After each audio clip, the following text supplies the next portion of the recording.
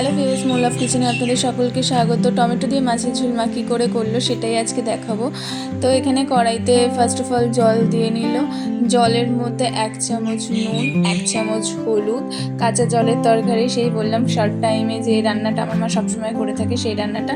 জলের মধ্যে একটুখানি লঙ্কা বাটা দিয়ে দিল। তারপরে জলটাকে একটু উষ্ণ গরম হতে দিতে হবে। এখানে কাঁচা টমেটো নিয়ে নিয়েছে আর নিয়ে নিয়েছে কিছুটা আলু। এবারে জলটা একটু গরম হয়ে গেলে আলুগুলো দিয়ে দিল। আলুটা একটু সিদ্ধ হয়ে গেলেই এর মধ্যে দিয়ে দিল কাঁচা টমেটো। কাঁচা টমেটোটাকে এবারে সিদ্ধ হতে দেবে মা। সব কাঁচা টমেটো দেওয়া হয়ে গেছে, কাঁচা টমেটোটা সিদ্ধ হয়ে গেছে, একটা বোলের মধ্যে তুলে রেখে দিল। এইবারে কড়াইয়ের মধ্যে খানিকটা পরিমাণের তেল দিল, দিয়ে দিল একটু তেজপাতা আর দিয়ে দিল সাদা জিরে। এই সাদা জিরেটাকে একটু ভেজে নিতে হবে।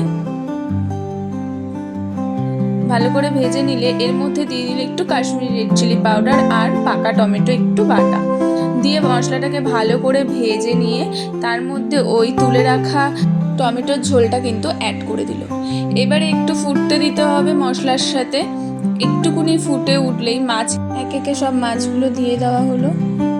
সব মাছ দিয়ে দেওয়া হয়ে গেলে এবার একটুখানি চাপা দিয়ে ঝোলটাকে ফুটতে দিতে হবে।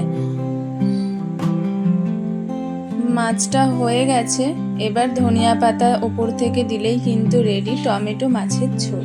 খেতে কিন্তু অপূর্ব স্বাদে, একদম অল্প মশলাতে ভীষণই টেস্টি হয়েছে খেতে। একবার খেলে কিন্তু বারবার খেতে ইচ্ছে করবে এই মাছের ঝোল। এটা কিন্তু ভীষণ হেলদি এবং টেস্টি।